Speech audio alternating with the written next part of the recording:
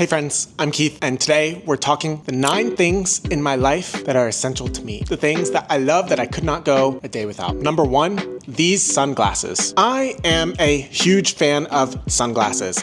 As someone who is a blue-eyed baddie, when I go outside and it is bright out, I cannot see. My eyes hurt. I have to close them. And so having a pair of sunglasses, especially ones that make me as sexy as this, just complete the look. They look so good. They look so casual, so cool. These were only $10. That's my other big thing with these. I love a pair of cheap sunglasses. I don't understand why people buy expensive sunglasses because I don't know about you, but I'm gonna lose them. Now, this specific pair comes in a 2-pack for like $10 on Amazon. I don't love the way the other ones look on me. Let me show you. But you know what? If I lose them, I can just buy another one and not have to fret that I just lost $100 or more. It's $10. It's okay. And knowing me, I probably am gonna lose them. That's why I love these sunglasses. I will leave a link for the 2-pack in the description. I'm not affiliated. I don't get any money. But if you want them, I got you. Number 2 is my Le Labo perfume. Le Labo, if you have not heard of them, they are a perfume company and they make awesome perfumes. They are a little pretentious, highly expensive, not a good investment. There are copycats that you could buy for less money, but this shit works the best. This lasts the longest compared to the copycats, and it smells so good. These scents are pretty gender neutral. They're not overtly masculine, as in like musky. They're not like super feminine. They're just somewhere in the middle. They're mostly like plants or experiences, you know, sitting by the fireplace kind of vibe. I don't know. This one right here, Tonka, is like a winter nighttime,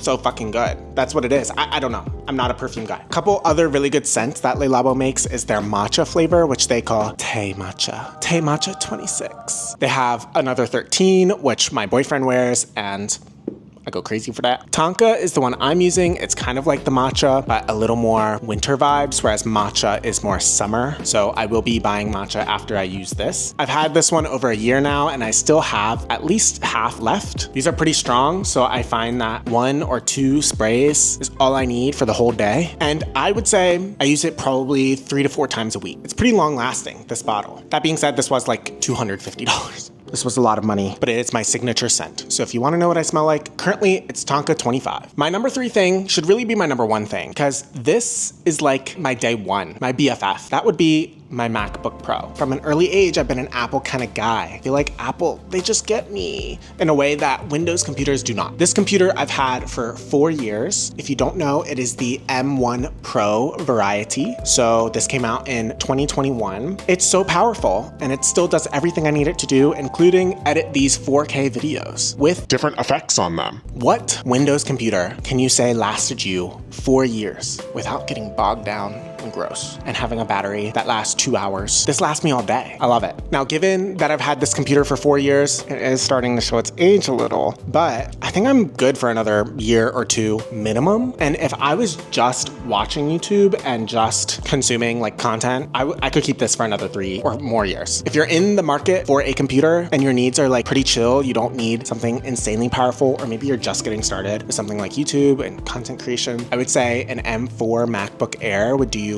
really well. But this baddie, I've never regretted getting her in my 4 years of having her.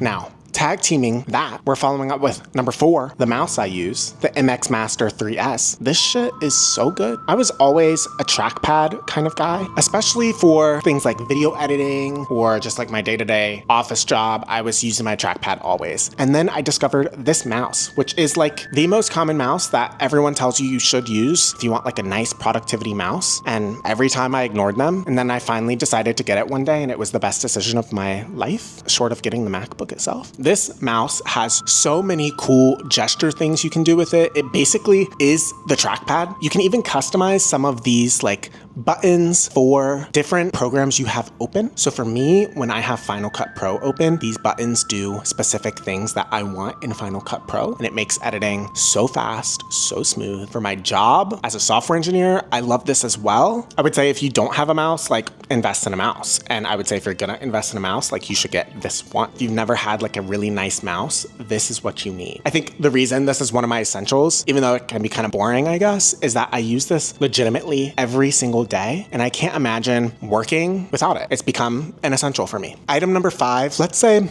we're taking it back. We're reflecting on how our day is going, how our life is going, where we want to go. A journal. You need a journal. And my journal of choice is the Traveler's Notebook. My partner got me this notebook last Christmas and it replaced my previous notebook. This system is so luxurious and so nice. This genuine leather has such a high quality feel. It like patinas over time. The whole system itself is built for customizability for your specific needs. So you have these inserts that you buy, which have different type of pages or different functionalities, and you can insert whatever you need to make it work. For me, I'm kind of boring. I just have like the lined ones basically. But I love how this journal can adapt to your needs as they change over time. And you never have to replace the journal itself. You just replace the inserts as you use them and fill them up. And then Traveler's Notebook is so awesome. They have like storage binders for your inserts that keep them nice and protected. I really love the customizability, the premium feel, the quality. It is a little expensive, but it's a one-time investment. And I feel like if you've been journaling for a little while, then I would make the investment. If you're new to journaling, then please don't spend like the $50 to $70 on the system. Buy a composition notebook and try that out first. Item number 6 is my camera, specifically my Fuji X100V. I got this sucker 2 years ago to take digital photos that look filmic. For a very abridged history, I used to shoot on film all the time, and then I had a few instances where I almost lost my film rolls, and I take photos for the memes, so losing those rolls would have really like impacted me because I want to remember these things. So I decided I needed a digital camera that would take really nice photos straight out of camera that have no editing work required, and also still have that like gritty or personal or memory type feel that's not so just digital, which is feeling very clinical. And Fuji is such a good option for that. I will say, this camera is $1 million, but I'll never need to buy another one because I love this one and it has everything I need. It takes incredible photos straight out of camera. It has a flash, which is, I feel, important for my photography, but if you don't need it, there are other cheaper options out there, some by Fuji, some by other camera makers like the Ricoh GR3. That's a good one too. This camera sucks for video. It's basically used for one thing and one thing only, and that is digital photography that looks like film. And for that, it's incredible. I've taken more photos in my 2 years with this than I ever did in 3 years of film. I'm very happy that I just made the leap and I got it. Okay, item number 7 is an entertainment item, which if you've seen some of my content before, you'll know that I've been trying to get into video games more. And what better way than to buy more video game things? Not really. You should just use what you have. But I did go out and I purchased a Nintendo Switch 2. Yep, this has become an essential in my life over the last month. I love it. I've been playing Mario Kart World and that was like so fun. And I was like, whoa. But then I got into Breath of the Wild and oh my God, nobody told me. Well, they did actually try to tell me. In my experience, Breath of the Wild is a game that everyone recommends, but I didn't think I was gonna like it very much. And so every time someone recommended it, I was like, no, I don't really wanna play that. And then it kind of became like I don't think I'm gonna like it. I'm not gonna play it. You know, stop recommending it. That's what it turned into. But then I was convinced and I got it. And it's the best game I've ever played. So I really have to reconcile that with myself. Outside of Breath of the Wild, which you can play on an 8-year-old Switch at this point, the system itself is very nice and very luxurious. And I'm so excited for the new Donkey Kong game. Whether you should buy or not, here's my recommendation. If Nintendo Switch is your primary gaming console and you've loved your first Switch, buy this right now. Yes, there's not a lot of games. The games you are already playing are gonna run and feel better on this. The experience is more premium. It's awesome. That being said, if you have a backlog already of a lot of games that you need to play, and maybe you have a PS5 or a PC and you're also playing on Switch sometimes, I would say wait. You probably don't need this. Wait until there's a game that you really wanna play before you grab the Switch 2. But for me, I have a lot of travel coming up. Already been doing some traveling and this is so awesome, so awesome. Number 8, this is kind of different. You would never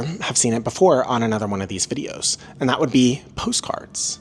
What? I love postcards. And I think it's something that society needs to get back into. I have built a collection of postcards over the last few years that I hang on my wall. And some of them I've collected. Many of them my friends have sent to me. Whenever my friends travel somewhere, I always ask them to send or bring me back a postcard from that place. Most often, they come with a nice handwritten note, which is thoughtful and so kind. The artwork is so fun. I definitely think we should be getting back into it more as a society. If you want to show someone that you care, or you want to show someone that you're thinking about them, send them a postcard. It's so easy, it's so cheap, and it's so much more thoughtful than a text or a call. I think postcards are severely underrated, and it's an essential skill that you should be practicing, is sending postcards to others and letting them know that you're thinking about them, because people cherish that stuff forever. And lastly, my last essential is a digital essential. As you guys know, I'm really into personal finance and budgeting, and stick with me, don't leave yet. My favorite app is called YNAB. You need a budget. I will forever and always continue raving about this app. I've used YNAB for 2 years now, since I got out of college, and when I look at my history, I can see my entire financial history the last 2 years in this one app. I see that net worth chart slowly inching up